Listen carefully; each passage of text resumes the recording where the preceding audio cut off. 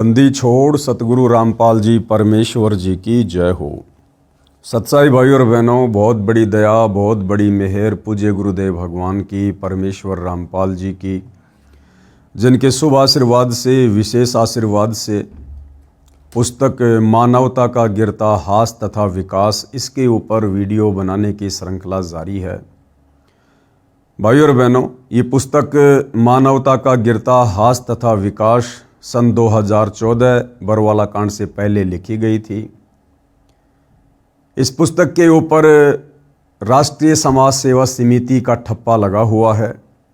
ये पुस्तक चाहे राष्ट्रीय समाज सेवा समिति वालों ने लिखी हो, चाहे परम पूज्य सतगुरु रामपाल जी ने लिखी हो, आप और हमने पूज्य गुरुदेव भगवान के द्वारा दिए गए तत्व ज्ञान आधार से केवल निष्कर्ष निकालना है।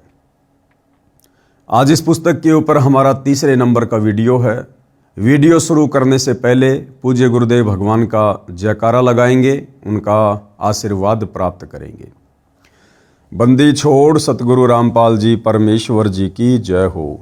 परमपिता परमात्मा, सारी सृष्टि के सर्जनहार, कुल मालिक, असंख्य ब्रह्मांडों के स्वामी, जगत गुरु, तीनों लोकों में प्रवेश करके सबका धारण पोषण करने वाले राजाधीराज, आत्माधार, नाथों के नाथ, देवों के देव महादेव, सर्वेश्वर महेश्वर मृत्युंजय, अजरो अमर, आदि अनादि सनातनी प्रभु, जगत पिता जगदीश्वर, श्री श्री 1008 की उपाधि के वास्तविक अधिकारी, अकाल मूरत शब्द स्वरूपी राम वासुदेव, सर्वगतम ब्रह्म, परम पूज्य, प्रथम पूज्य, परम संत, परम पुरुष, परम धनी, परम दयालु, सत्य कबीर, हक्का कबीर, अल्लाहु कबीर, अल्लाहु अकबर, बाखबर, अल्लाह ताला, जगत के तारणहार, जगत के मुक्तिदाता, जगत के जगन्नाथ, हारे के सहारे, हिंदुओं के राम, मुसलमानों के अल्लाह, सिखों के वाहिगुरु, ईसाइयों के मसीह, दया के सागर दयानिधि, करुणा के सागर करुणानिधि, स्वयंभू परिभू, संकट मोचन, कष्ट हरण, मंगल करण,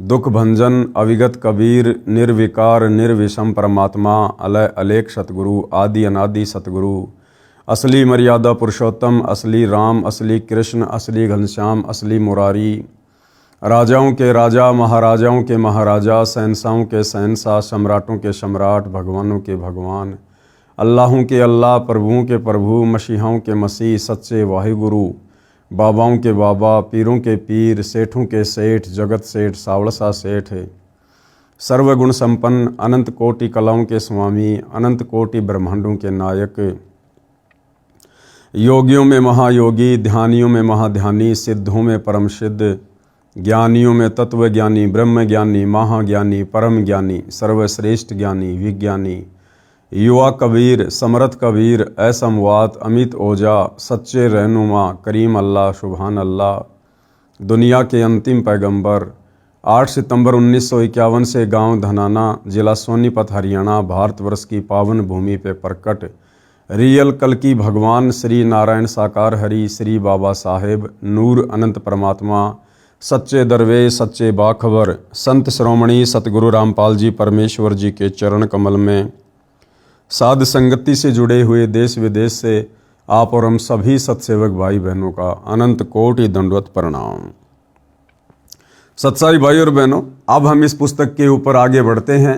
राष्ट्रीय समाज सेवा समिति वालों ने, जो राष्ट्रीय समाज सेवा समिति सन 2010 में काल प्रेरणा से संत रामपाल जी परमेश्वर जी की आज्ञा के विरुद्ध बरवाला कांड जैसी घटना को जन्म देने के लिए सतलोक आश्रम बरवाला में सतगुरु रामपाल जी परमेश्वर जी के भाई के द्वारा, उनके नालायक बच्चों के द्वारा बनाई गई थी। जिस राष्ट्रीय समाज सेवा समिति में सैकड़ों की संख्या में सतलोक आश्रम से जुड़े हुए लोग शामिल थे, और आगे चलकर उसी राष्ट्रीय सेवा समिति ने अपनी मनमानी करते हुए जजों के खिलाफ 3 पुस्तकें लिखकर उनको बंटवाकर जजों को भड़काया और बरवाला कांड जैसी घटना को जन्म दिलवाया। तो आगे क्या कुछ लिखा जा रहा है, आप और हमने केवल निष्कर्ष निकालना है। नाम कौन से राम का जपना है। गीता जी के अध्याय 15 का श्लोक नंबर 16, द्वो इमो पुरुषों लोके क्षर च अक्षर एवं च क्षर सर्वाणी भूतानि कूटस्थ अक्षर उच्चते। अनुवाद, इस संसार में दो प्रकार के भगवान हैं, नाशवान और अविनाशी। कौन से संसार में? सतलोक को छोड़कर सतलोक के नीचे जो 7 संग ब्रह्मांड इस अक्षर पुरुष के हैं और इस काल का जो 21 ब्रह्मांड है, इनमें दो प्रकार के भगवान विशेष तौर पर प्रचलित हैं। एक तो ये क्षर पुरुष हो गया जो कि नाशवान है, दूसरा अक्षर पुरुष जिसको अविनाशी कहा जाता है, परंतु ये पूर्णतया अविनाशी नहीं है। और ये संपूर्ण भूत प्राणियों के शरीर तो नाशवान और जीव आत्मा अविनाशी कहा जाता है।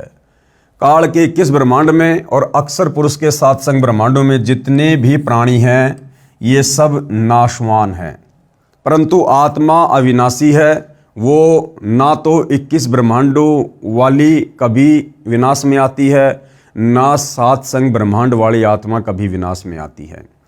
यानी केवल शरीर का नाश होता है, आत्मा का विनाश नहीं होता। आत्मा अजरो अमर है। गीता जी के अध्याय नंबर 15 का श्लोक नंबर 17, उत्तम पुरुष तु अन्य परमात्मा इति उदाहरत ये लोक तरम अवश्य विभर्ति अवय ईश्वर है। फिर वो मुख्य परमात्मा कौन है? सर्वशक्तिमान परमात्मा कौन है जिसका किसी भी देश काल और परिस्थिति में विनाश नहीं होता है, जो कभी भी नहीं मरता है, जो अकाल मूर्त है, काल जिसको नहीं खा सकता, काल जिसको नहीं मार सकता। तो कहते हैं उत्तम पुरुष है तू अन्य, यानी इन दोनों भगवानों से सर्वश्रेष्ठ काल और अक्षर पुरुष, क्षर और अक्षर पुरुष, इन दोनों से सर्वश्रेष्ठ परमात्मा तो कोई और ही है जिसको वास्तव में भगवान कह सकते हैं, जो तीनों लोकों में प्रवेश करके सबका धारण पोषण करता है। उत्तम भगवान तो अन्य ही है। उत्तम यानी सर्वश्रेष्ठ परमात्मा जो तीनों लोकों में प्रवेश करके सबका धारण पोषण करता है, एवं अविनाशी परमेश्वर परमात्मा इस प्रकार कहा गया है। कबीर परमेश्वर जी ने अपनी वाणी में क्या कहा है? कबीर, अक्षर पुरुष एक पेड़ है, निरंजन वाकी डार, तीनों देवा ब्रह्मा विष्णु महेश शाखा भये, पात भया संसार। कबीर, 3 देव को सब कोई ध्यावे, चौथा देव का मर्म न पावे। 3 देव कौन से? ब्रह्मा विष्णु महेश। और चौथा देव जिसके विषय में बहुत ही कम लोग जानते हैं वो है इनका पिता काल ब्रह्म। चौथा छोड़ पंचम ध्यावे, परमात्मा कहते हैं इस चौथे काल को भी छोड़ दो, इसकी भक्ति से भी मोक्ष नहीं है। 5वें का ध्यान धरो। 5वां कौन? कबीर परमात्मा, उत्तम पुरुष, परम अक्षर ब्रह्म। कहे कबीर सो हमरे आवे, यानी वो आत्मा फिर सतलोक को जाती है। कबीर, 3 गुणन की भक्ति में भूल पड़े संसार। 3 गुण कौन? रजगुण ब्रह्मा, सतगुण विष्णु, तमोगुण शंकर। कहते हैं तीनों की भक्ति में पूरा संसार भूला हुआ है, इनके अलावा किसी को भगवान ही नहीं मानता।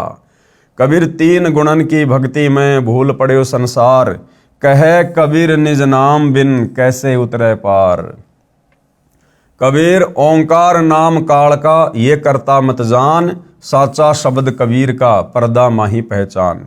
कबीर, 3 लोक सब राम जपत है, जान मुक्ति को धाम, रामचंद्र वशिष्ठ गुरु किया, तिन कही सुनायो नाम।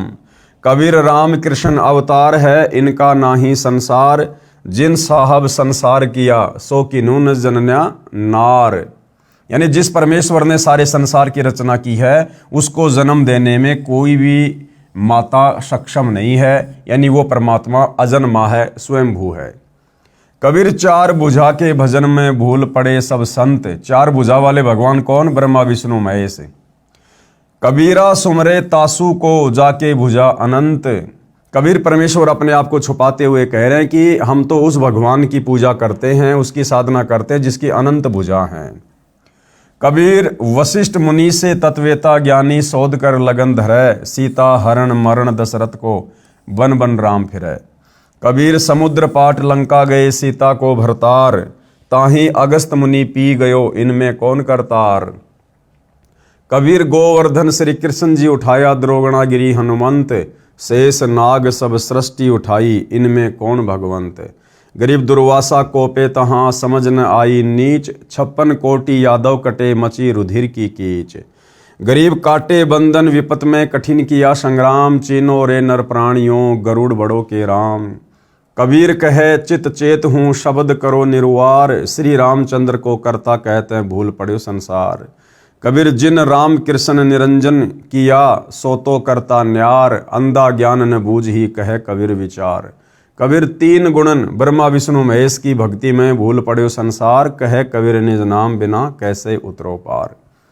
आगे सतगुरु रामपाल जी परमेश्वर जी के द्वारा एक शब्द बनाया गया है, युद्ध जीत कर पांडव खुशी हुए अपार, इंद्रप्रस्थ की गद्दी पर युधिष्ठिर की सरकार। यानी महाभारत के युद्ध में विजय प्राप्त करने के बाद में पांडवों की खुशी का कोई ठिकाना नहीं रहा और उनके सबसे बड़े भाई युधिष्ठिर को हस्तिनापुर की यानी दिल्ली की राजगद्दी पर बैठा दिया गया।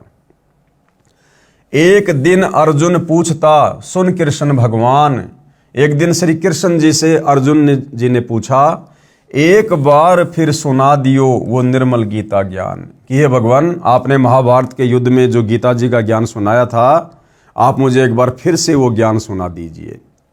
घमासान युद्ध के कारण भूल पड़ी है मोहे, यानी उस समय युद्ध में जो घमासान मचा हुआ था, जो हाहाकार मचा हुआ था, मैं आपके उस निर्मल ज्ञान को भूल चुका हूं, ढंग से नहीं सुन पाया। और ज्यों का त्यों कहना भगवन तनिक न अंतर होए।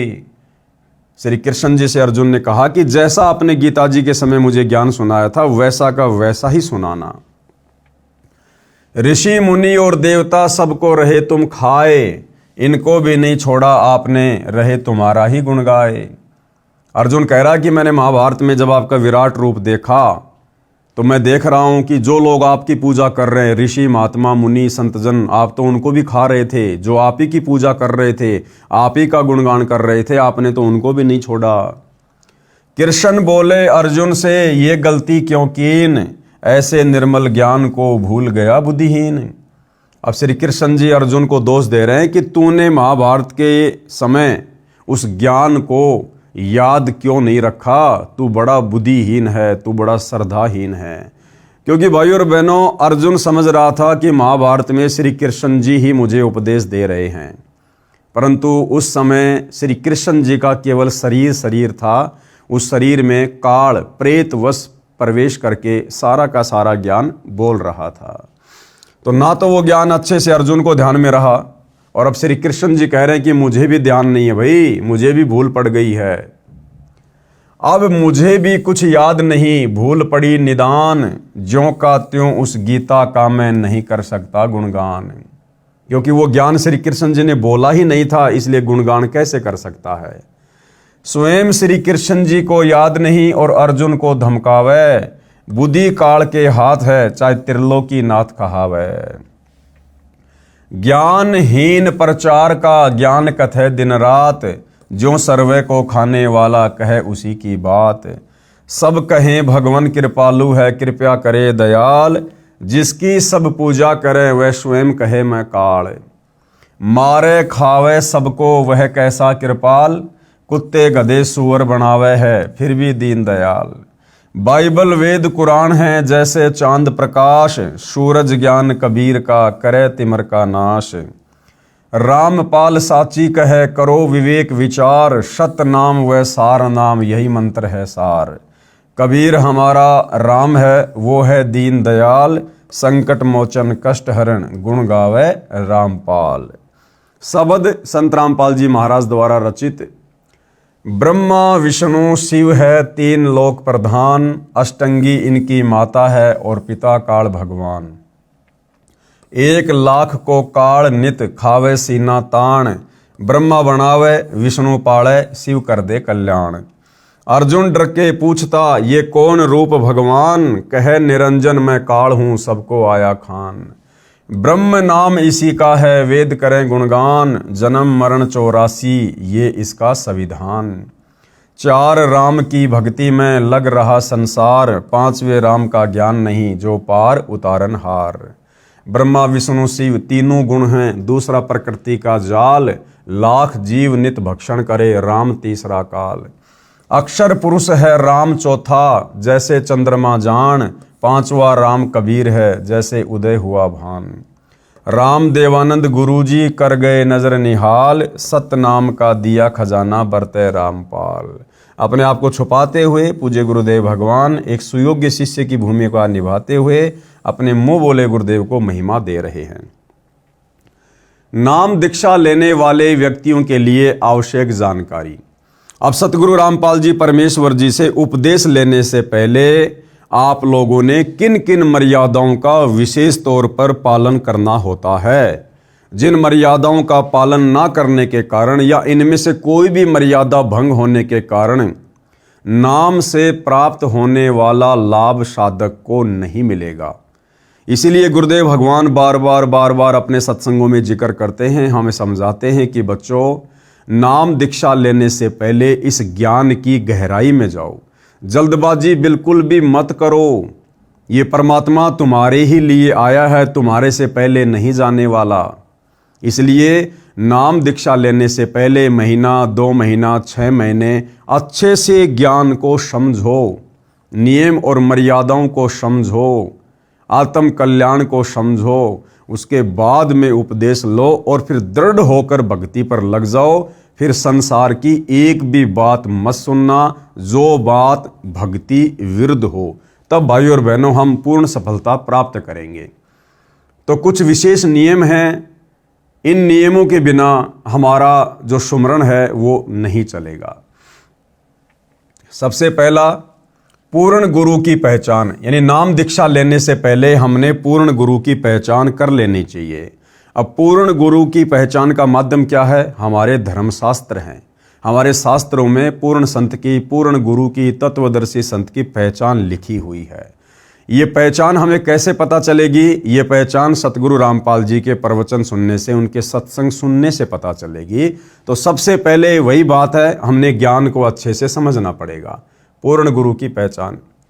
आज कलयुग में भगत समाज के सामने पूर्ण गुरु की पहचान करना सबसे जटिल प्रश्न बना हुआ है, क्योंकि भाई और बहनों, गांव-गांव में गुरु बैठे हैं, गली गली में गुरु बैठे हैं। कोई आचार्य की तो कोई शंकराचार्य की पदवी लेकर बैठा है। कोई कह रहा है कि मेरे पास पूर्ण मोक्ष मार्ग है, कोई कह रहा आत्म कल्याण मेरे अलावा किसी के पास है ही नहीं। दुनिया भर के आडंबर, पाखंड, दिखावा। तो भाई और बहनों, जीव पूरी तरह से बेचारा भ्रमित है, विचलित है कि जाऊं तो कहां जाऊं।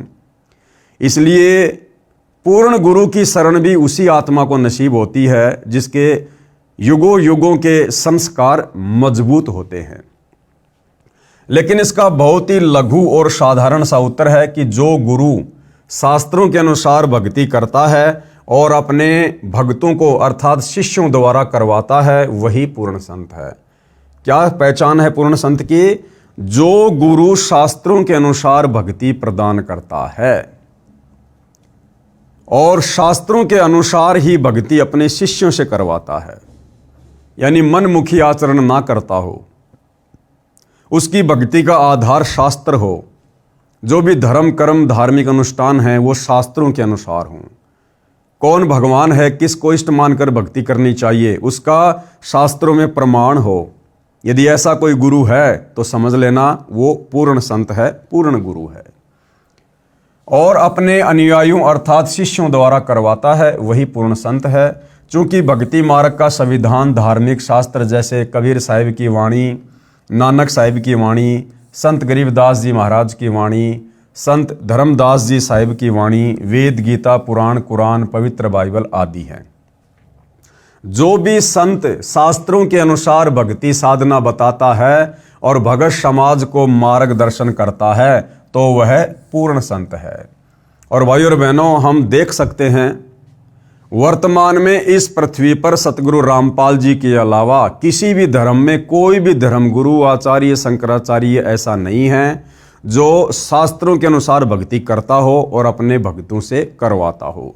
केवल सतगुरु रामपाल जी हैं जिन्होंने न केवल हिंदू धर्म के ग्रंथ बल्कि सर्व धर्म ग्रंथों को दिखाया, पढ़ाया, समझाया और उनमें परमेश्वर को निकाल के बताया कि सच्चा परमात्मा कौन है, बाइबल में कहाँ प्रमाण है, कुरान में कहाँ प्रमाण है, गुरु ग्रंथ साहिब में कहाँ प्रमाण है, चारों वेदों में और गीता जी में कहाँ कहाँ परमेश्वर के विषय में प्रमाण है। अन्यथा वह भगत समाज का घोर दुश्मन है, जो शास्त्रों के विरुद्ध साधना करवा रहा है, इस अनमोल मानव जन्म के साथ खिलवाड़ कर रहा है। ऐसे गुरु या संत को भगवान के दरबार में घोर नरक में उल्टा लटकाया जाता है। तो देख लो भाई और बहनों, वर्तमान में इस पूरी पृथ्वी पर सतगुरु रामपाल जी के अलावा जितने भी भक्ति मार्ग में मार्गदर्शक बने हुए हैं, गुरु पद पर विराजमान हैं किसी भी धर्म में, वो सारे के सारे नकली हैं, काल के द्वारा भ्रमित हैं, और मृत्यु उपरांत उनको और उनके शिष्यों को दोनों को नरक में उल्टा लटकाकर घोर पीड़ाएं दी जाएंगी। उदाहरण के तौर पर जैसे कोई अध्यापक सिलेबस यानी पाठ्यक्रम से बाहर की शिक्षा देता है तो वह उन विद्यार्थियों का दुश्मन है। गुरु के लक्षण क्या हैं? परमेश्वर कबीर जी ने कबीर सागर के अध्याय जीव धर्म बोध पेज नंबर 1960 2024 पर गुरु के लक्षण बताए हैं। चौपाई, क्या लक्षण हैं सच्चे गुरु के? गुरु के लक्षण 4 बखाना, यानी 4 प्रकार के लक्षण यदि दिखाई दें तो समझ लेना वो पूर्ण संत है, पूर्ण गुरु है। सबसे पहले, प्रथम वेद शास्त्र का ज्ञाना, यानी उसे संपूर्ण शास्त्रों का ज्ञान होगा। विश्व के जितने भी धर्म हैं उन धर्मों के सभी शास्त्रों का उसे पूर्ण ज्ञान होगा। दूसरा, हरि भक्ति मन कर्म वाणी, दूसरा वो परमात्मा की भक्ति मन कर्म वचन से करेगा और अपने शिष्यों से भी करवाएगा। ये नहीं कि खाली उपदेश ही देगा, भक्ति नहीं करेगा, वो खुद भी शास्त्रों के अनुसार भक्ति करेगा और अपने अनुयायियों से भी भक्ति करवाएगा। तीसरा समदृष्टि कर जानी, वो पूर्ण गुरु जो होगा वो समदृष्टि होगा। वो छोटे बड़े में, अमीर गरीब में, ऊंच नीच में, वो किसी प्रकार का कोई भेदभाव नहीं करेगा, अपने सभी शिष्यों के साथ में समान बर्ताव करेगा, एक जैसा व्यवहार करेगा। चौथा, वेद विधि सब कर्मा, और उसकी भक्ति का जो आधार होगा, जो धार्मिक अनुष्ठान होंगे, जो पूजा पाठ होगी, वो वेद शास्त्रों के अनुसार होगी, अपनी तरफ से वो नहीं बताएगा। तो ये 4 प्रकार के लक्षण पूर्ण गुरु के शास्त्रों में बताए गए हैं। यह 4 गुरु गुण जानो मर्मा। भावार्थ, जो गुरु अर्थात परमात्मा कबीर जी का कृपा पात्र दास गुरु पद को प्राप्त होगा उसमें 4 गुण मुख्य होंगे। अब देखो भाई और बहनों, यहां पर सतगुरु रामपाल जी अपने आप को छुपाते हुए आप और हम तक ये ज्ञान पहुंचा रहे हैं। छुपा कैसे रहे स्वयं को? ये स्वयं ही कबीर परमेश्वर होते हुए अपने आप को कबीर जी का कृपा पात्र संत बता रहे हैं। भाई और बहनों, आप परम तुच्छ बुद्धि के नादान प्राणी हैं। हम लोग सत्य को बड़ी देर से स्वीकार करते हैं। हमारी तुच्छ बुद्धि को देखते हुए सतगुरु रामपाल जी ने स्वयं कबीर होते हुए भी अपने आप को कबीर जी का दास बताकर ही ज्ञान प्रचार किया है।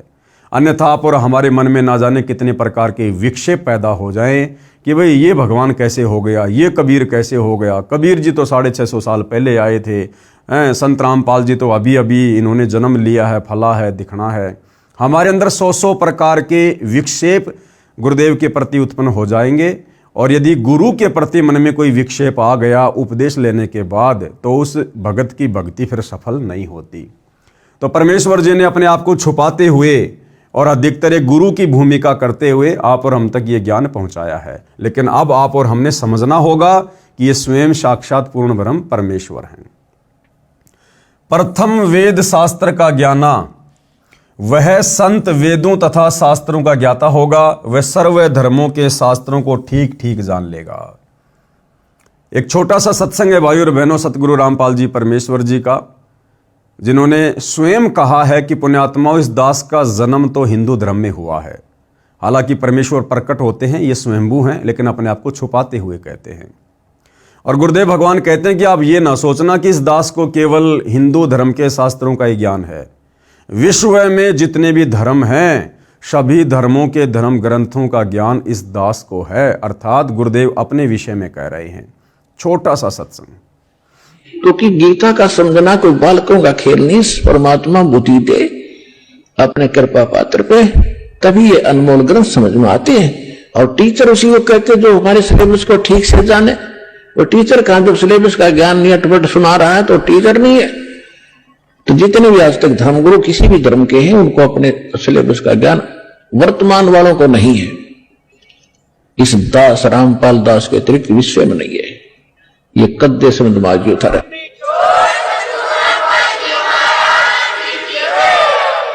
और दास को पूरे विश्व के जितने ग्रंथ है सबका जानकारी है, एक की नहीं। क्योंकि हमारा जन्म तो हिंदू धर्म में हुआ, केवल हिंदू धर्म के शब्द ग्रंथ नहीं, पूरे विश्व के जितने भी धर्म ग्रंथ हैं सबकी जानकारी दास को दी है कबीर भगवान ने, उस परमात्मा। इस बात को भाइयों और बहनों और अच्छे से समझने के लिए हम आदरणीय गरीबदास जी के सदग्रंथ साहिब का उदाहरण भी ले सकते हैं।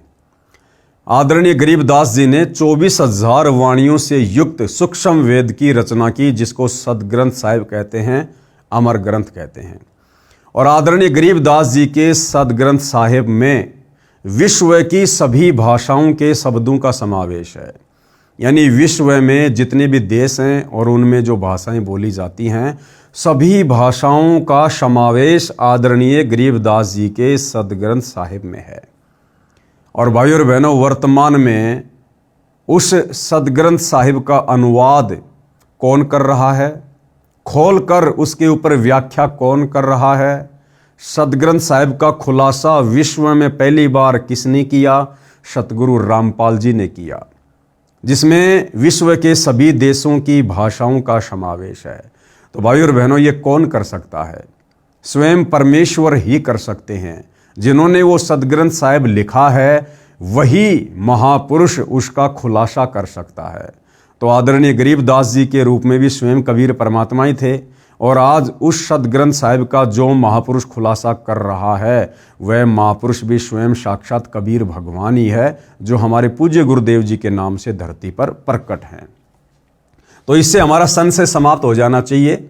हम सतगुरु रामपाल जी को मात्र एक कबीर परमात्मा का भेजा हुआ दास या उनका अवतार या उनकी कोई विशेष आत्मा समझने की भूल ना करें। ये साक्षात ही पूर्ण ब्रह्म परमेश्वर हैं। तो सबसे पहली क्या पहचान है? वह संत वेदों तथा शास्त्रों का ज्ञाता होगा, वह सर्व धर्मों के शास्त्रों को ठीक ठीक जानेगा। दूसरा लक्षण, दूसरा हरि भक्ति मन कर्म बानी, वह केवल ज्ञान ही नहीं सुनाएगा, वह स्वयं भी परमात्मा की भक्ति मन कर्म वचन से करेगा। तीसरे, समदृष्टि कर जानी, तीसरा लक्षण क्या होगा? वह समदृष्टि होगा, सर्व अनुयायियों के साथ समान व्यवहार करेगा, वह समदृष्टि वाला होगा। आप देखते हैं कि आश्रम में सर्व श्रद्धालुओं को एक समान खाना पीना, एक समान बैठने का स्थान संत रामपाल जी के द्वारा माता पिता बहन भाई बच्चे जब कभी आश्रम में आते हैं, साधारण भगत की तरह आश्रम में रहते हैं। संत रामपाल जी तक तो ये बात ठीक है भाइयों और बहनों, क्योंकि वे तो समदृष्टि हैं, पूर्ण गुरु हैं। लेकिन वर्तमान में उनकी गैर हाजिरी में ये राष्ट्रीय समाज सेवा समिति वाले, संत रामपाल जी के परिवार वाले, ये भाइयों और बहनों भगत समाज के साथ में समदृष्टि वाला व्यवहार नहीं कर रहे हैं। आजकल हरियाणा में जगह जगह सतगुरु रामपाल जी के मान सम्मान में जो कार्यक्रम आयोजित हो रहे हैं, आप जी देख सकते हैं भाइयों और बहनों, बेचारी आम संगत किस प्रकार से नीचे जमीन पर बैठाई जा रही है। और जो सतगुरु रामपाल जी के परिवार वाले हैं, उनके बेटा बेटी भाई बंधु रिश्तेदार हैं, उनके पोते नाती हैं, या उनके जो रिश्तेदार हैं, इन राष्ट्रीय समाज सेवा समिति वालों के द्वारा किस प्रकार उन लोगों को स्टेज के पास बढ़िया बढ़िया सोफों पर बैठाया जाता है। आप जी देख सकते हैं इस वीडियो में सतगुरु रामपाल जी के परिवार वाले, उनके घर के जितने भी सदस्य हैं, उनके रिश्तेदार हैं, जो मुख्य लोग हैं, वो सभी लोग इन कार्यक्रमों में सोफों पर बैठे हुए, सोफों पर, और बेचारी आम संगत नीचे बैठी हुई है। तो भाइयों और बहनों, सतगुरु रामपाल जी तो सभी के साथ आश्रम में समान व्यवहार किया करते थे, आगे भी समान ही व्यवहार करेंगे। परंतु ये राष्ट्रीय समाज सेवा समिति वाले, सतगुरु रामपाल जी के परिवार वाले, ये भगत समाज के साथ वर्तमान में समदृष्टि व्यवहार नहीं कर रहे हैं। चौथा लक्षण क्या है? चौथा, वेद विधि सब कर्मा, अर्थात चौथा लक्षण गुरु का बताया है कि वह संत वेदों में वर्णित भक्ति विधि अनुसार साधना अर्थात प्रार्थना स्तुति यज्ञ अनुष्ठान तथा मंत्र बताएगा। गीता अध्याय नंबर 7 का श्लोक नंबर 15 क्या कह रहा है? माया के द्वारा जिनका ज्ञान हरा जा चुका है, ऐसे आसुर स्वभाव को धारण किए हुए मनुष्यों में नीच दूषित कर्म करने वाले मूर्ख मुझको नहीं भजते। अर्थात वे तीनों गुणों रजगुण ब्रह्मा, सतगुण विष्णु, तम गुण शिव की साधना ही करते हैं। गीता अध्याय 7 श्लोक नंबर 15 में गीता का ज्ञान बोलने वाला ये काल ब्रह्म क्या कह रहा है कि ये मूर्ख जन समुदाय मुझ काल, मुझ ब्रह्म की भक्ति भी नहीं करता, मेरे ओम नाम का जाप भी नहीं करता, केवल तीनों गुणों की भक्ति में लगा हुआ है। रजगुण ब्रह्मा, सतगुण विष्णु, तमोगुण शंकर, केवल इन तीनों गुणों की भक्ति कर रहा है। मुझ काल, मुझ ब्रह्म की भक्ति भी नहीं करता है। और ब्रह्मा विष्णु महेश की भक्ति करने वालों को, अर्थात तीन गुणों की भक्ति करने वालों को इस काल ब्रह्म ने, ब्रह्मा विष्णु महेश के पिता ने, दुर्गा के पति ने 4 गालियां दी हैं। क्या कहा है? मनुष्यों में नीच दूषित कर्म करने वाले, यानी सारे उल्टे काम करने वाले, मांस भी खाते हैं ब्रह्मा विष्णु महेश की भक्ति करने वाले, नशा भी करते हैं, चोरी जारी भी करते हैं, मिलावट भी करते हैं, रिश्वतखोरी भी है, भ्रष्टाचारी भी है। यानी ब्रह्मा विष्णु महेश की भक्ति करने वाले सारे उल्टे कर्म करते हैं, खुद इनका पिता काल ब्रह्म कह रहा है। और हम देख भी रहे हैं भाई और बहनों, हिंदू समाज में विशेषकर ब्रह्मा विष्णु महेश की पूजा की जाती है। और देख लीजिए आप, कितना भ्रष्टाचार है, कितनी लूट मार है, कितनी रिश्वतखोरी है, किस प्रकार से नशा हो रहा है, व्यभिचार हो रहा है।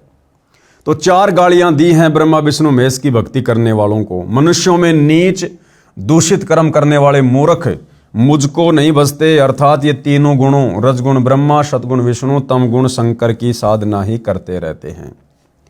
फिर यजुर्वेद अध्याय नंबर 40 श्लोक नंबर 10 संत रामपाल जी द्वारा भाष्य। ये श्लोक आप जियों के सामने है, हम सीधा इसके अनुवाद पर चलते हैं। परमात्मा के बारे में सामान्यतः निराकार अर्थात कभी न जन्मने वाला कहते हैं। यानी सब लोगों की एक ही थ्योरी है इस तत्व ज्ञान के अभाव में कि परमात्मा कभी जन्म नहीं लेता, परमात्मा निराकार है, वो दिखाई नहीं देता।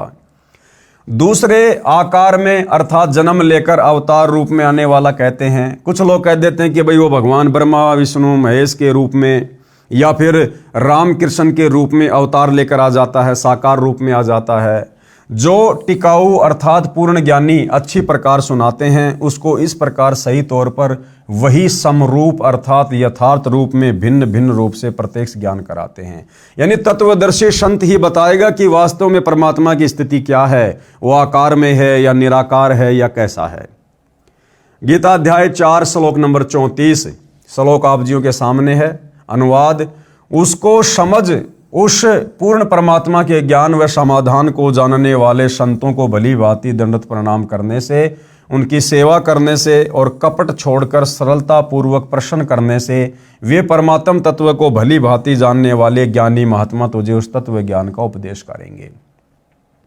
अब वो परमात्मा कौन है, कैसा है, कहाँ रहता है, कैसे मिलता है, कैसे उसके लोक में जाया जा सकता है, इन तमाम प्रकार की बातों की जानकारी गीता अध्याय 4 श्लोक नंबर 34 में गीता ज्ञान देने वाला काल ब्रह्म कह रहा कि अर्जुन, उस तत्वदर्शी संत की खोज कर, परमात्म तत्व को जानने वाले उस तत्वदर्शी संत को भली भांति दंडवत प्रणाम कर, उसको प्रसन्न कर।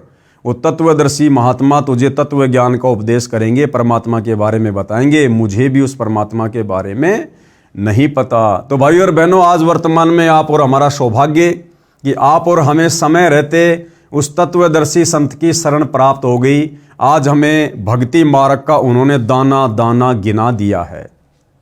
नंबर 2, दूसरा क्या नियम है भक्ति सफल करने के लिए? सबसे पहला नियम हमने जाना कि सबसे पहले भक्ति की शुरुआत करने से पहले हमने पूर्ण गुरु की पहचान करनी पड़ती है। जब तक हमें गुरु की पहचान नहीं होगी, हमें गुरु पर ही विश्वास नहीं होगा, तो भला भक्ति क्या हम खाक करेंगे। तो सबसे पहले पूर्ण संत की पहचान, पूर्ण गुरु की पहचान, और ये पहचान होने के बाद में फिर भक्ति को सफल करने के लिए दूसरा नियम क्या है? नशीली वस्तुओं का सेवन निषेध। यानी किसी भी प्रकार का नशा फिर भगत ने, साधक ने नहीं करना।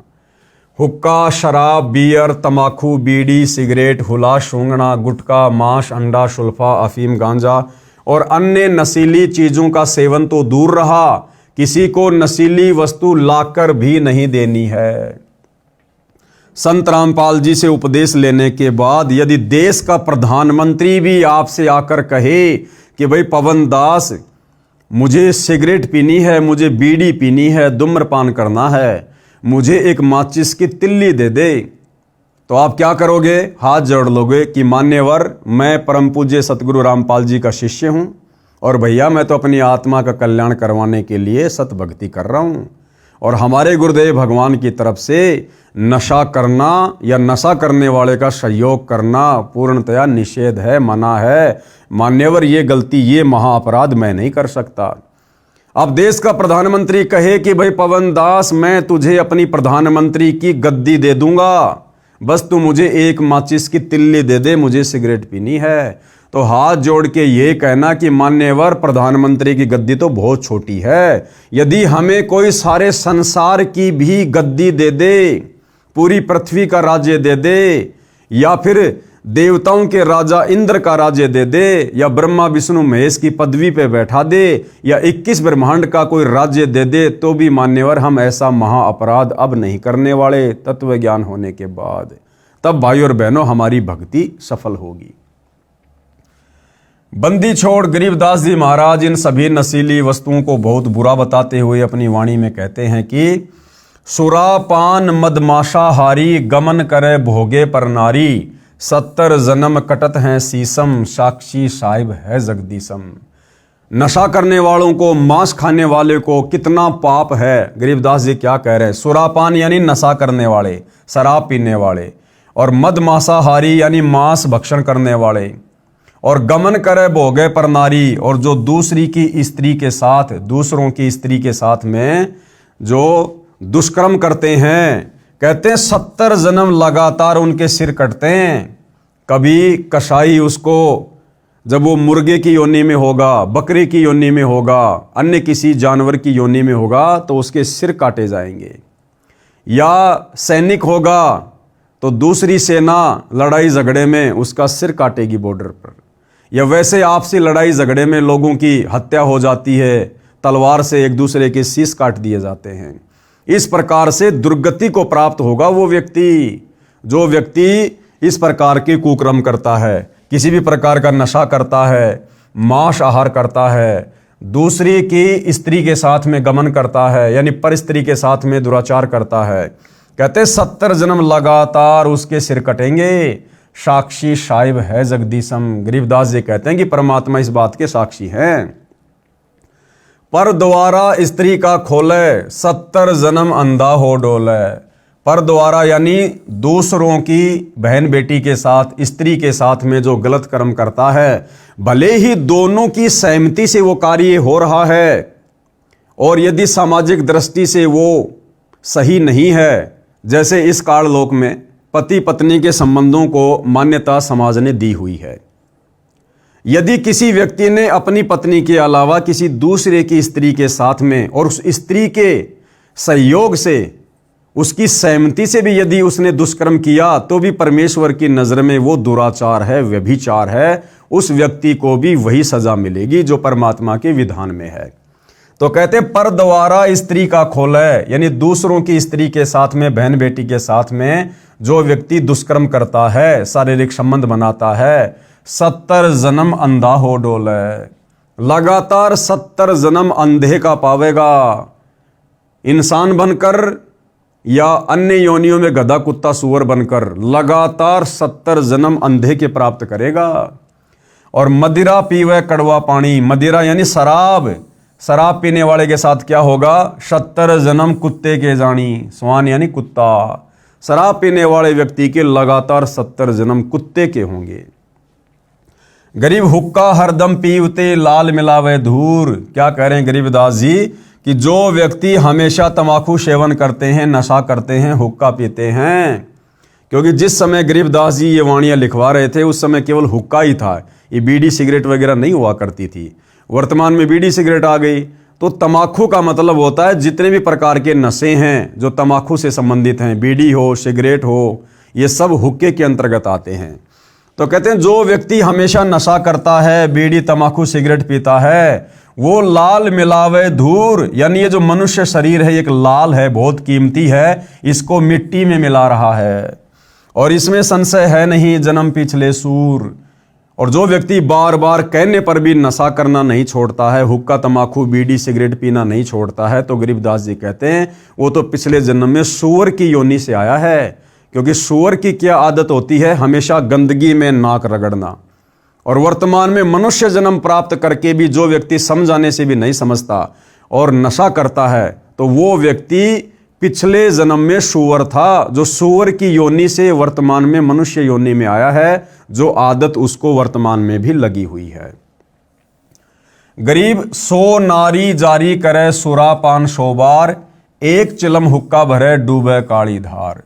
100 नारी जारी यानी एक औरत के साथ संबंध बनाने से कितना पाप है, 70 जन्म लगातार उसके सिर कटेंगे। और यदि 100 स्त्रियों के साथ में लगातार दुष्कर्म करे तो कितना दोष है उसको। ऐसे ही एक व्यक्ति जो नशा करता है उसको कितना नुकसान है, और जो व्यक्ति 100 बार शराब पी ले उसको कितना नुकसान होगा। कहते हैं इतना नुकसान एक बार किसी को हुक्का भरने वाले को है, किसी को बीड़ी पीने में, तमाकू पीने में, हुक्का पीने में, सिगरेट पीने में सहयोग करने वाले को इतना दोष लगता है। अब सोचो भाई और बहनों, तमाकू बीड़ी सिगरेट पीने वाले का क्या हसर होगा। जब भरने वाले को, सहयोग करने वाले को इतना दोष बताया है, तो हुक्का शराब पीने वाले को कितना नुकसान होगा, उसका तो बेड़ा गर्क बताया परमात्मा ने। गरीब सूर गऊ को खात है भक्ति बिहूने राड, भांग तमाकू खा गए सो चावत हैं हाड़। गरीब भांग तमाकू पीव ही सुरापान से हेत, गोश्त मिट्टी खाए कर जंगली बने प्रेत। गरीब पान तमाकू चाव ही नास नाक में देत, सो तो ईराने गए ज्यों भड़बूजे का रेत। गरीब भांग तमाकू पीव ही गोश्त गला कबाब, मोर मृग को भकत हैं देंगे कहाँ जवाब। तीसरा नियम क्या बताया है भक्ति को सफल करने के लिए, तीर्थ स्थानों पर जाना निषेध है। भाई और बहनों, आप जियों ने पुस्तक हिंदू साहिबान नहीं समझे गीता वेद पुराण, आप जियों ने तीर्थों के विषय में, धामों के विषय में अच्छे से जान लिया होगा, पहचान लिया होगा कि इन तीर्थों की स्थापना कैसे हुई थी और इन तीर्थ स्थानों पर जाने से हमें लाभ है या फिर हानि है। तो सतगुरु रामपाल जी से उपदेश लेने के बाद भगत ने तीर्थों पर परमात्मा प्राप्ति के लिए या फिर लाभ प्राप्ति के लिए बिल्कुल भी नहीं जाना होता है। किसी प्रकार का कोई व्रत नहीं रखना, कोई तीर्थ यात्रा नहीं करनी, न कोई गंगा स्नान आदि करना, न किसी अन्य धार्मिक स्थल पर नहाने या दर्शनों के लिए जाना है। किसी मंदिर व इष्ट धाम में पूजा व भक्ति के भाव से नहीं जाना कि इस मंदिर में भगवान है।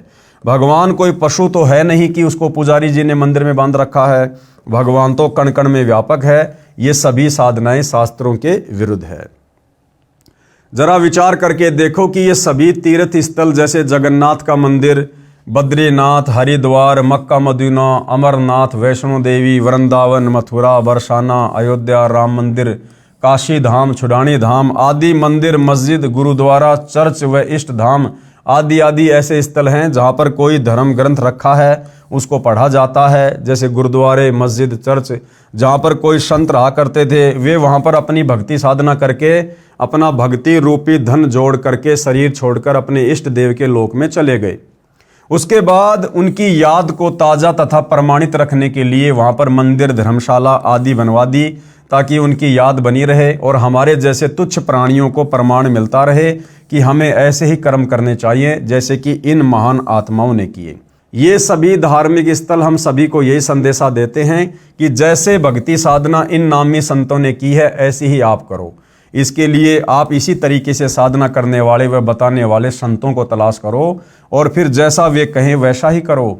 लेकिन बाद में इन स्थानों की पूजा प्रारंभ हो गई जो कि बिल्कुल व्यर्थ है और शास्त्रों के विरुद्ध है।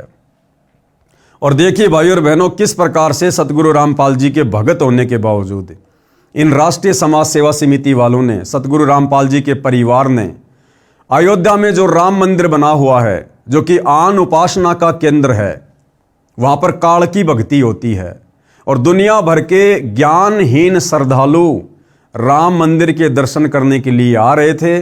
और उस समय इन राष्ट्रीय समाज सेवा समिति वालों ने, सतगुरु रामपाल जी के बेटा बेटी, भाई बंधु, रिश्तेदारों ने, इनको सर्व ज्ञान होते हुए भी इन लोगों ने काल प्रेरणा से उन काल पुजारियों के लिए जो राम मंदिर के दर्शन करने आ रहे थे, इन राष्ट्रीय समाज सेवा समिति वालों ने अयोध्या में 1 महीने का भंडारा लगा दिया।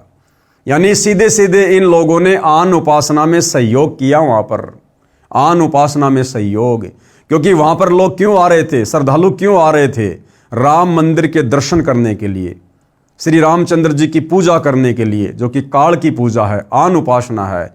और शतलोक आश्रम वालों ने वहां पर 1 महीने का भंडारा लगा दिया कि भैया तुम लोग अच्छे से राम जी के दर्शन करो, आन उपासना करो और खाने पीने की चिंता बिल्कुल भी मत करना। हम बुद्धिहीन, ज्ञानहीन राष्ट्रीय समाज सेवा समिति वाले, संत रामपाल जी के परिवार वाले अभी जिंदा हैं, तुम्हें कोई दिक्कत नहीं आने देंगे।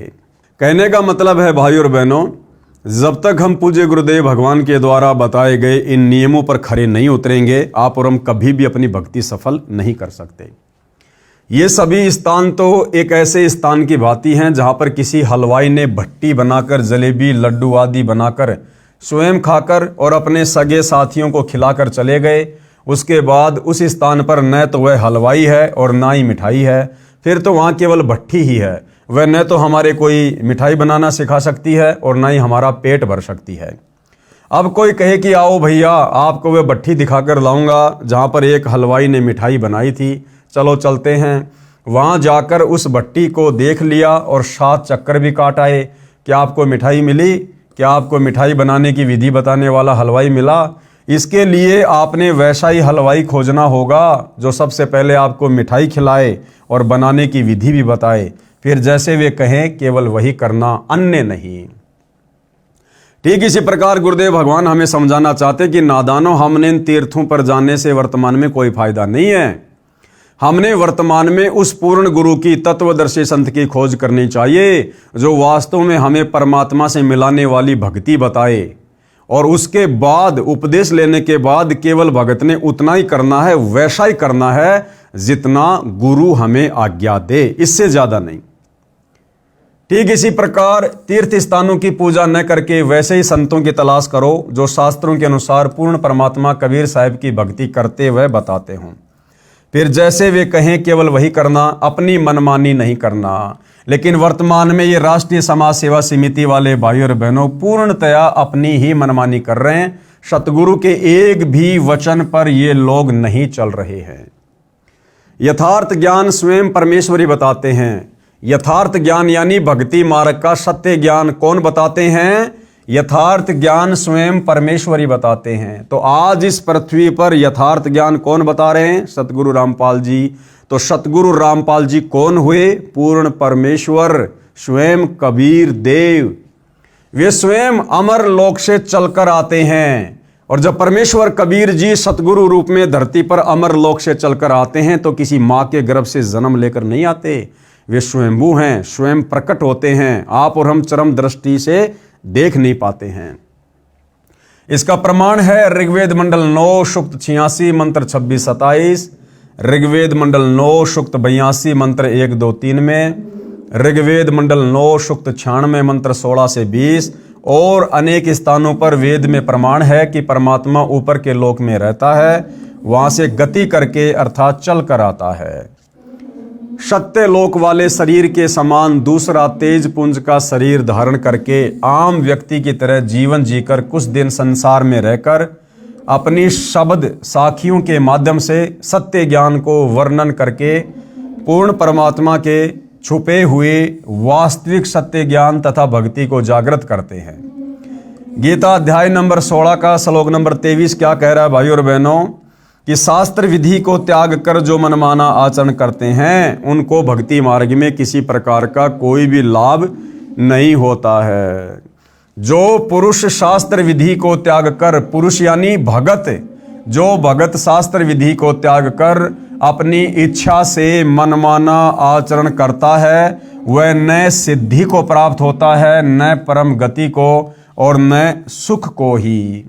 फिर गीता अध्याय नंबर 6 का श्लोक नंबर 16 क्या कह रहा है? श्लोक आप जियों के सामने है।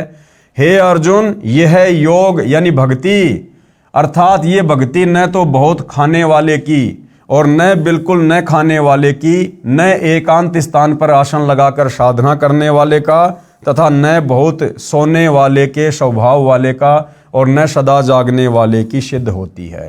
कहने का मतलब है यदि हमने भक्ति सफल करनी है तो हमने संयम में रहकर भक्ति करनी पड़ेगी। इतना ज़्यादा भोजन भी नहीं खाना है कि अंगड़ाई टूटती रहे, निंद्रा आती रहे और हम भजन कर ही ना सकें, और इतना कम भी नहीं खाना है कि पेट में चूहे कूदते रहें, बार बार भोजन की याद आती रहे। हमने संयमित होकर भक्ति करनी है, ना ज़्यादा जागना है ना ज़्यादा सोना है। गुरुदेव कहते पूजे देवी धाम को शीस हलावे जो, गरीब दास साची कहे हद काफिर है वो। कबीर गंगा काठे घर करे पीवे निर्मल नीर, मुक्ति नहीं हरिनाम बिन सतगुरु कहें कबीर। कबीर तीर्थ कर कर जगमुआ उड़े पानी नहाय, राम ही नाम ना जप्या काल घसीटे जाए। गरीब पीतल ही का थाल है पीतल ही का लोटा, जड़ मूर्त को पूजते आवेगा टोटा। गरीब पीतल चमचा पूजिए जो थाल परोसै, जड़ मूर्त किस काम की मत रहो भरोसै। कबीर पर्वत पर्वत में फिरया कारण अपने राम, राम सरीखे जन मिले जिन सारे सब काम। चौथा नियम क्या है भाइयों और बहनों? पितर पूजा निषेध। सतगुरु रामपाल जी से उपदेश लेने के बाद में हमने पितर पूजा, समाधि पूजा बिल्कुल भी नहीं करनी है। पितर पूजा निषेध, किसी प्रकार की पितर पूजा, श्राद्ध निकालना आदि कुछ नहीं करना है। भगवान श्री कृष्ण जी ने भी इन पितरों की व भूतों की पूजा करने से साफ साफ मना किया है। गीता जी के अध्याय नंबर 9 के श्लोक नंबर 25 में कहा है कि, ये यहाँ पर श्लोक लिखा हुआ है, आप जी पढ़ सकते हैं, अनुवाद किया है, देवताओं को पूजने वाले देवताओं को प्राप्त होते हैं, पितरों को पूजने वाले पितरों को प्राप्त होते हैं। यानी जो जैसी पूजा भक्ति करेगा उसी के लोक में जाएगा, उन्हीं को प्राप्त होगा। और भूतों को पूजने वाले भूतों को प्राप्त होते हैं, और मता अनुसार पूजन करने वाले भगत मुझे ही लाभान्वित होते हैं। बंदी छोड़ गरीबदास जी महाराज और कबीर साहिब जी कहते हैं, गरीब भूत रमेशो भूत है, देव रमेशो देव, राम रमेशो राम है, सुनो सकल सुरभेव। और इन सतलोक आश्रम वालों ने, राष्ट्रीय समाज सेवा समिति वालों ने, संत रामपाल जी के बेटा बेटी भाई बंधु रिश्तेदारों ने, जिस समय रोहतक के पैरावर में परशुराम की जयंती थी, सतलोक आश्रम धनाना से 700 हरियाणा रोडवेज की बसों में लगभग 40 से 50 हजार भक्तों को बैठाकर परशुराम की जयंती में छोड़ दिया गया।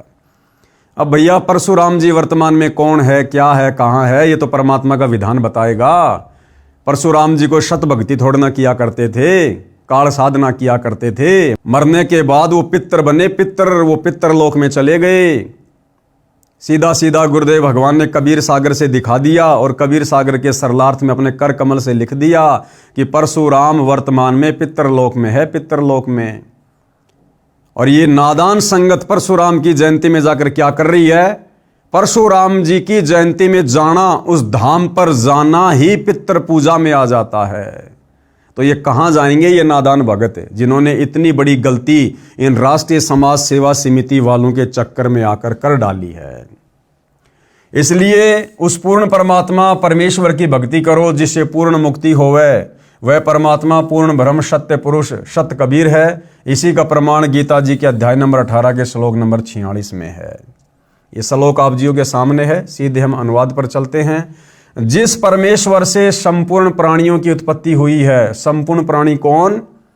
सतलोक में जितनी भी आत्माएं हैं, अलख लोक में, अगम लोक में जितनी भी आत्माएं हैं, और फिर अक्षर पुरुष के सातसंग ब्रह्मांड में जितनी भी आत्माएं हैं, काल के 21 ब्रह्मांड में आप और हम जितनी भी आत्माएं हैं, ये सारी की सारी आत्माएं उसी परम अक्षर ब्रह्म पूर्ण ब्रह्म सत्य कबीर ने उत्पन्न की अपनी वचन शक्ति से। जिस परमेश्वर से संपूर्ण प्राणियों की उत्पत्ति हुई है और जिससे यह समस्त जगत व्याप्त है और जिससे पूरी सृष्टि चलायमान है, उस परमेश्वर की अपने स्वाभाविक कर्मों द्वारा पूजा करके, स्वाभाविक कर्म कौन से? यानी काम करते करते, और तत्वदर्शी संत हमें जो भक्ति विधि बताएगा उसको करना। यानी अपना दैनिक कार्य करते करते, जैसे किसान है खेत में कार्य करते करते, व्यापारी है अपना व्यापार करते करते, ड्राइवर है अपनी ड्राइवरी करते करते, इस प्रकार से स्वाभाविक कार्य करते करते इस भक्ति को सफल किया जाता है। उस परमेश्वर की अपने स्वाभाविक कर्मों द्वारा पूजा करके मनुष्य परम सिद्धि को प्राप्त हो जाता है। फिर गीता अध्याय नंबर 18 का श्लोक नंबर 62 श्लोक आप जियों के सामने है। हे भरत सौभद्र अर्जुन, तू सर्वभाव से उस ईश्वर की ही शरण में चला जा। अब गीता ज्ञान देने वाला ये काल ब्रह्म अर्जुन से क्या कह रहा है कि अर्जुन तू सर्वभाव से उस परमेश्वर की शरण में जा। सर्वभाव यानी और किसी की पूजा मत करना, और किसी का ध्यान मत धरना कि और भी कोई परमात्मा होगा, कोई लाभ दे देगा, कोई मोक्ष दे देगा। नहीं, सर्वभाव से मन कर्म वचन से तत्वदर्शी संत की शरण में आने के बाद उस परम अक्षर ब्रह्म की पूजा कर। उसकी कृपा से तू परम शांति यानी संसार से सर्वदा उपरति को और अविनाशी परम पद को प्राप्त हो जाएगा, यानी सतलोक को प्राप्त हो जाएगा। सर्वभाव का तात्पर्य है कि कोई अन्य पूजा न करके मन कर्म वचन से एक परमेश्वर में आस्था रखना। गीता अध्याय नंबर 8 का श्लोक नंबर 22 क्या कह रहा है? श्लोक आप जियों के सामने है। अनुवाद, हे प्रथानंदन अर्जुन, संपूर्ण प्राणी जिसके अंतर्गत हैं और जिससे यह संपूर्ण संसार व्याप्त है, वह परम पुरुष परमात्मा तो अनन्य भक्ति से प्राप्त होने वाला है। अनन्य भक्ति का मतलब है केवल एक उसी को इष्ट मानकर भक्ति करना। जैसे वर्तमान में सबसे पहले तो आप और हमने परमपिता परमेश्वर को पहचाना कि साक्षात सतगुरु रामपाल जी ही पूर्ण ब्रह्म परमेश्वर हैं, कबीर देव हैं। उसके बाद अपने गुरुदेव भगवान को ही अपना इष्ट मानकर पूजा करना, गुरु के अलावा किसी और में परमात्मा ना देखना, ये अनन्य भक्ति होती है। यानी मन कर्म वचन से केवल एक ही अपने गुरु को इष्ट मान के भक्ति करना। अनन्य भक्ति का तात्पर्य है एक परमेश्वर पूर्ण ब्रह्म की भक्ति करना, दूसरे देवी देवताओं अर्थात तीनों गुण रजगुण ब्रह्मा, सतगुण विष्णु, तम गुण शिव की नहीं। गीता जी के अध्याय नंबर 15 का श्लोक नंबर 1 से 4। गीता अध्याय 15 श्लोक 1 क्या कह रहा है? अनुवाद, ऊपर को जड़ वाला, नीचे को शाखा वाला अविनाशी विस्तृत संसार रूपी पीपल का वृक्ष है, जिसके छोटे छोटे हिस्से या टहनियां पत्ते कहे गए हैं। उस संसार रूप वृक्ष को जो इस प्रकार जानता है वह पूर्ण ज्ञानी अर्थात तत्वदर्शी है।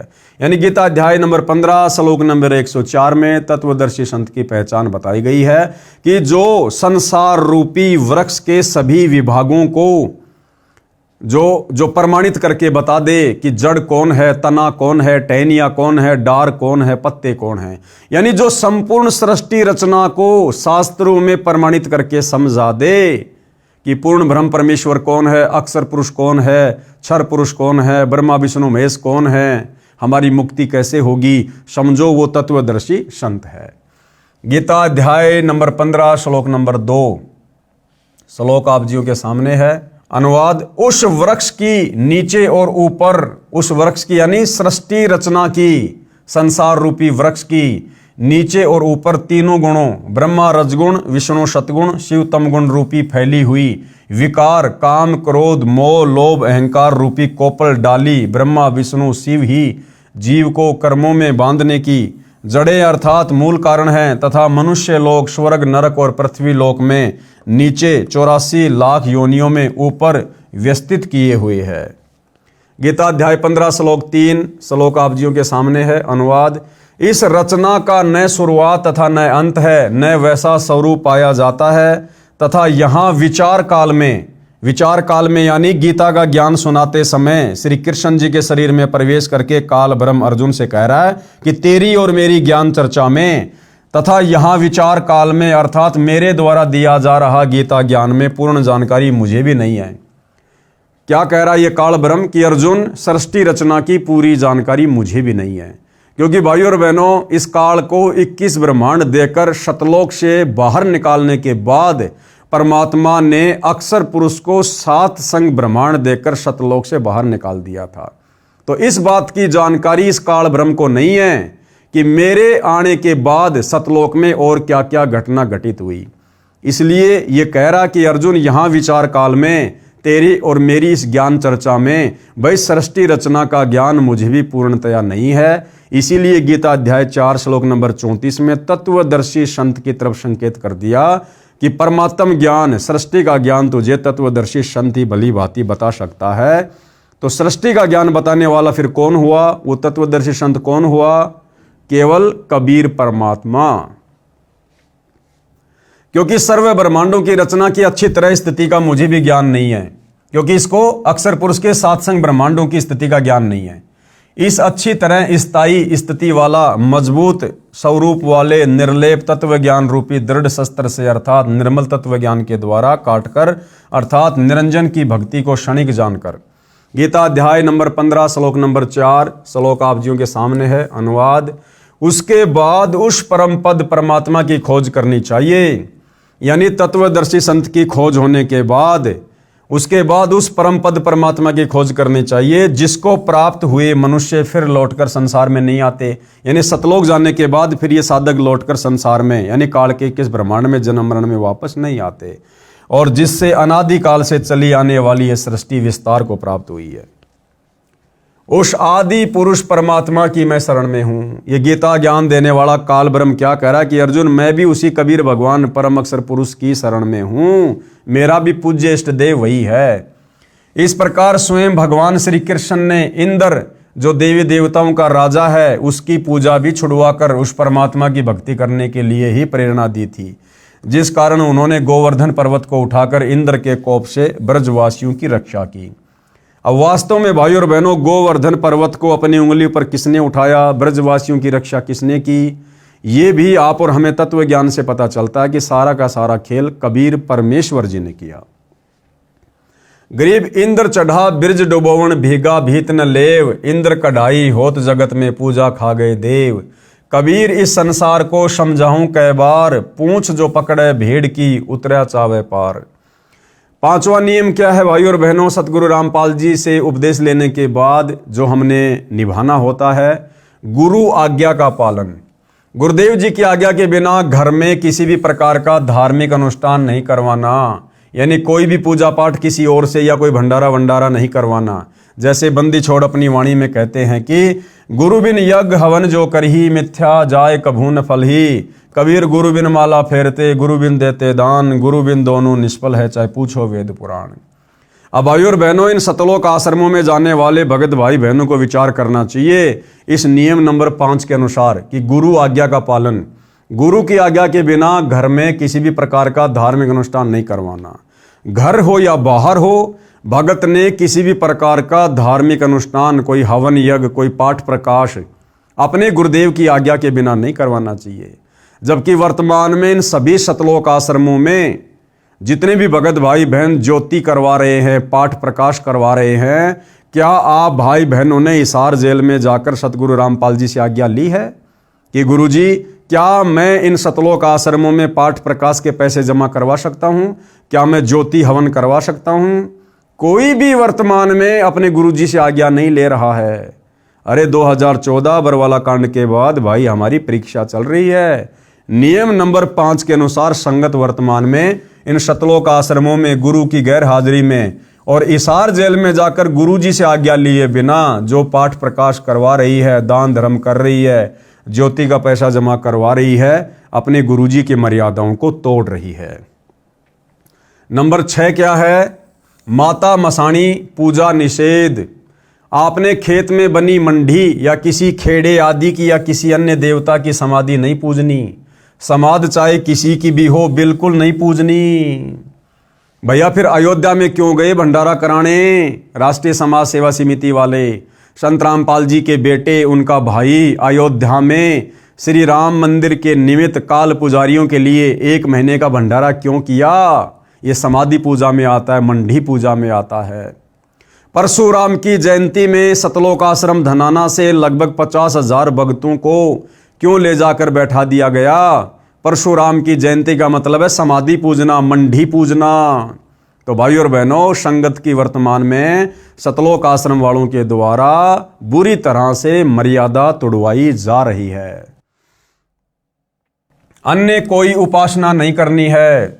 यहां तक कि तीनों गुणों ब्रह्मा विष्णु शिव की मनमाने मंत्रों से पूजा नहीं करनी है। गुरुजी इन देवताओं की यथार्थ शास्त्र अनुकूल साधना करवाते हैं, केवल गुरुजी के बताए अनुसार ही करना है। यानी जो प्रथम मंत्र हमें गुरुदेव भगवान देते हैं उनमें ब्रह्मा विष्णु महेश के यथार्थ मंत्र हैं, केवल हमने उसी विधि से भक्ति करनी है।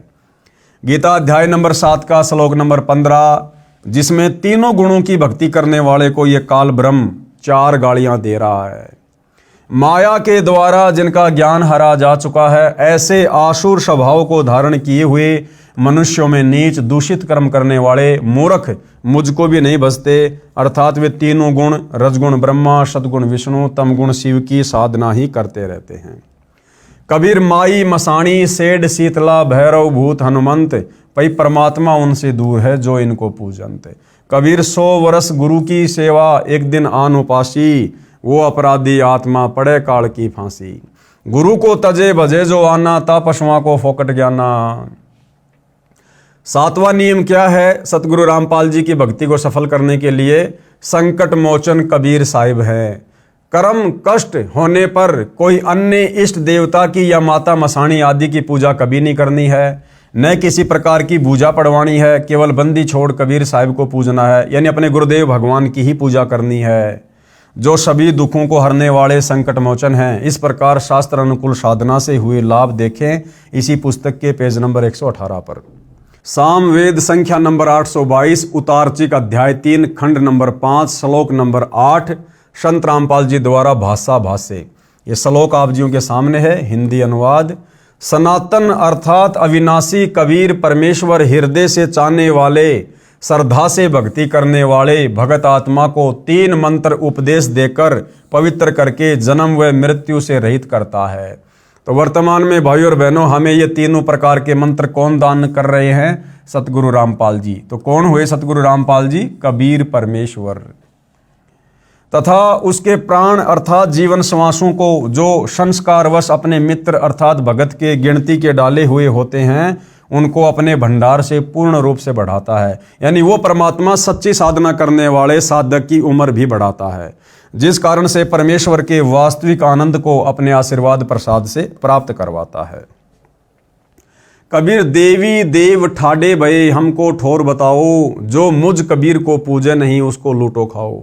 कबीर काल जो पीसे पीसना, जोरा है पणिहार, ये 2 असल मजदूर हैं सतगुरु के दरबार।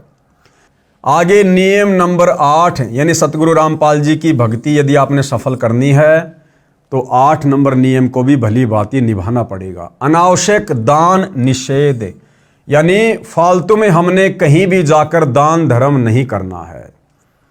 भाइयों और बहनों, एक भी नियम ये सतलोक आश्रम वाले संगत को फॉलो नहीं करने दे रहे।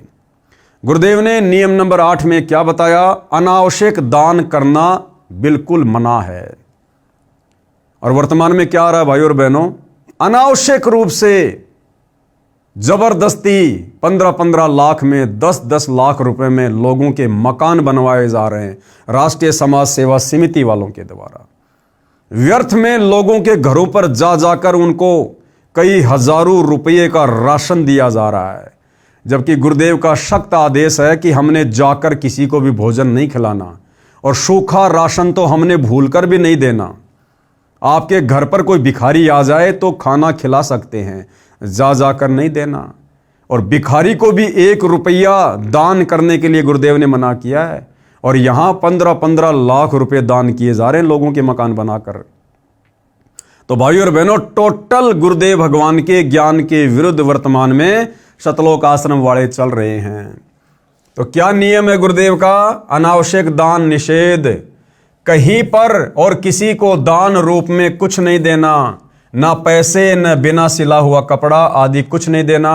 यदि कोई दान रूप में कुछ मांगने आए तो उसे खाना खिला दो, चाय दूध लस्सी पानी आदि पिला दो, परंतु देना कुछ भी नहीं है। न जाने वह भिखारी उस पैसे का क्या दुरुपयोग करे। जैसे एक व्यक्ति ने किसी भिखारी को उसकी झूठी कहानी, जिसमें वह बता रहा था कि मेरे बच्चे इलाज बिना तड़प रहे हैं, कुछ पैसे देने की कृपया करें, उसको सुनकर भावनावश होकर 100 रुपये दे दिए। वह भिखारी पहले पाव शराब पीता था, उस दिन उसने आधा बोतल शराब पिया और अपनी पत्नी को पीट डाला। उसकी पत्नी ने बच्चों सहित आत्महत्या कर ली। आप द्वारा किया हुआ वह दान उस परिवार के नाश का कारण बना। यदि आप चाहते हो कि ऐसे दुखी व्यक्ति की मदद करें तो उसके बच्चों को डॉक्टर से दवाई दिलवा दो, पैसा ना दो। अब भाइयों और बहनों, मान लीजिए ये सतलोक आश्रम वाले अन्नपूर्णा मुहिम के तहत ये लोगों के मकान बनवा रहे हैं, 15 लाख रुपए का मकान बनवा दिया, अगले को सुपुर्द कर दिया। अब भाई और बहनों, वो व्यक्ति भगत तो है नहीं, कल को ना जाने उसके मन में क्या दोष आ जाए, कोई दूसरा व्यक्ति उसको लालच दे दे कि भैया ये मकान तू मेरे को दे दे, देख पास में मेरा एक दूसरा मकान है, मैं तुझे वो मकान भी दे दूंगा, साथ में मैं तुझे 5 लाख रुपए और दे दूंगा। तो भाई उसका तो फ्री में मकान बना है, वो तो दूसरी जगह जाके रह लेगा और 5 लाख रुपए ले लेगा और उसके बाद वो ना जाने क्या क्या दुरुपयोग करेगा। उनके घरों में जो कई हजारों रुपए का सूखा राशन डाला जा रहा है, क्या गारंटी है वो अपने घर में काम लेगा? वो किसी भी दुकान वाले को औने पौने दाम में बेचकर भी आ जाएगा, शराब पी लेगा, गुटखा बीड़ी पी लेगा, कुछ भी कर सकता है, क्योंकि गुरु का वचन है। भगत कभी भी गुरु से ज्यादा शाना नहीं हो सकता। लेकिन यहां इन राष्ट्रीय समाज सेवा समिति वालों ने अपनी शानपत का प्रयोग किया, अपनी चतुराई का प्रयोग किया और गुरु के इस वचन नंबर 8 को उन्होंने तोड़ दिया। कबीर गुरु बिन माला फेरते, गुरु बिन देते दान, गुरु बिन दोनों निष्फल है, पूछो वेद पुराण। नंबर 9, नियम नंबर 9, जूठा खाना निषेध। ऐसे व्यक्ति का जूठा नहीं खाना है जो शराब, मांस, तमाकू, अंडा, बियर, अफीम, गांजा आदि का सेवन करता है। नियम नंबर 10, सतलोक गमन, देहांत के बाद क्रियाक्रम निषेध। यानी जिस प्रकार वर्तमान में किसी व्यक्ति के मरने के बाद में दुनिया भर के कर्मकांड किए जाते हैं, पाखंड पूजा की जाती है, वो हम भक्तों ने फिर नहीं करनी है। यदि परिवार में किसी की मौत हो जाती है तो चिता में अग्नि कोई भी दे सकता है, यानी चिता को अग्नि भगत भी लगा सकता है। घर का या अन्य तथा अग्नि प्रज्वलित करते समय मंगलाचरण बोल दें, यानी चिता को आग लगाते समय मंगलाचरण बोल सकते हैं। उसके फूल आदि कुछ नहीं उठाने। यदि उस स्थान को साफ करना अनिवार्य है तो उन अस्थियों को उठाकर स्वयं ही किसी स्थान पर चलते पानी में बहा दें या फिर अपने खेत या आंगन में मिट्टी में दबा सकते हैं। पहले की तरह गंगा जी में नहीं जाना अस्थियां लेकर। उस समय मंगलाचरण उच्चारण कर दें। ना पिंड आदि भरवाने हैं, ना 13 माही, ना 6 माही, ना बरसोदी, पिंड कुछ नहीं भरवाने, तथा श्राद्ध आदि कुछ नहीं करना है। किसी भी अन्य व्यक्ति से हवन आदि नहीं करवाना है। संबंधी तथा रिश्तेदार आदि जो शोक व्यक्त करने आए हैं उनके लिए कोई भी एक दिन नियुक्त करें। उस दिन प्रतिदिन करने वाला नित्य नियम करें, ज्योति जागृत करें, फिर सभी को खाना खिलाएं। यदि आपने उसके मरने वाले के नाम पर कुछ धर्म करना है तो अपने गुरुदेव जी की आज्ञा लेकर बंदी छोड़ गरीबदास जी महाराज की अमृतमयी वाणी का अखंड पाठ करवाना चाहिए। यदि पाठ करवाने की आज्ञा ना मिले तो परिवार के उपदेशी भगत 4 दिन या 7 दिन घर में एक अखंड ज्योत देसी घी की जलाएं तथा ब्रह्म गायत्री मंत्र प्रतिदिन 4 बार करें तथा 3 या 1 बार के मंत्र का दान संकल्प सतलोकवासी को करें। अब भाई और बहनों देखो, ये हमारी परीक्षा के लिए है, ये हमारी परीक्षा के लिए है। यहां क्या कह रहे हैं गुरुदेव भगवान कि जो भगत मर गया है वो सतलोक चला गया है। अब यदि हम चाहें तो उसके नाम की ज्योत जला सकते हैं और हम जो मंत्र कर रहे हैं प्रतिदिन, कुछ मंत्र हम उसको संकल्प कर दें जो सतलोक चला गया। किसको? 1 बार के मंत्र का दान संकल्प सतलोकवासी को कर दें। अब भाई और बहनों विचार करने की बात है, जो भगत आत्मा सतलोक चला गया है, जिसका मोक्ष हो गया है, भला फिर हमने उसको उन मंत्रों का संकल्प क्यों करना, हमने मंत्र दान उसको क्यों करने? तो भाई और बहनों ये आप और हमारी परीक्षा के लिए है। आप और हमने बिल्कुल आंखें बंद कर लेनी है, चाहे कोई भक्ति करे या ना करे। हमने अपनी भक्ति कमाई में से एक अंश भी बर्बाद नहीं होने देना है। देखो ये परमपिता परमेश्वर है, हमारे सतगुरु हैं, हमें ज्ञान दे रहे हैं, तो भैया परीक्षा भी साथ साथ में लेंगे।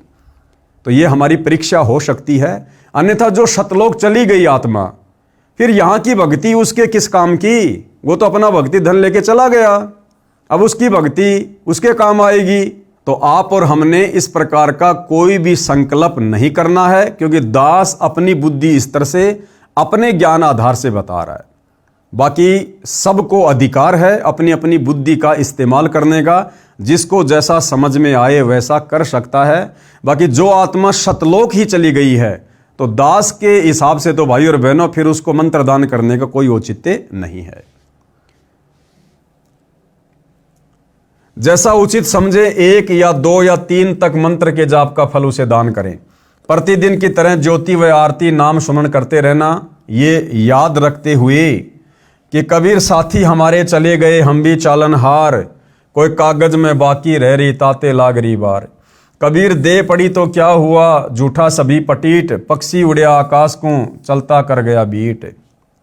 अब आगे भाई और बहनों, कर्मकांड के विषय में कुछ बातें हैं जो पूज्य गुरुदेव भगवान हमें इस पुस्तक से समझा रहे हैं कि नाम उपदेश लेने के बाद में भगत ने तो कर्मकांड किसी भी प्रकार का करना ही नहीं है। अगर किया तो तुरंत आपकी मर्यादा खंडित होगी और उस नाम से मिलने वाला लाभ तत्काल बंद हो जाएगा। तो ये कर्मकांड क्या है, समाज में किस प्रकार से फैले हुए हैं, तो उस कर्म कांड के विषय में एक सत्य कथा गुरुदेव भगवान आप और हमें समझाने का प्रयत्न कर रहे हैं। लेकिन भाई और बहनों, इसके ऊपर चर्चा हम अगले वीडियो में करेंगे। आज केवल इतना ही। आगे परमेश्वर हमें फिर से सेवा का मौका दे, सेवा का मौका मिलेगा, आपकी सेवा में हाजिर होंगे। तब तक गुरुदेव भगवान हम सबको आज्ञा दें, आशीर्वाद दें, हमारा मार्गदर्शन करें। बंदी छोड़ सतगुरु रामपाल जी परमेश्वर जी की जय हो।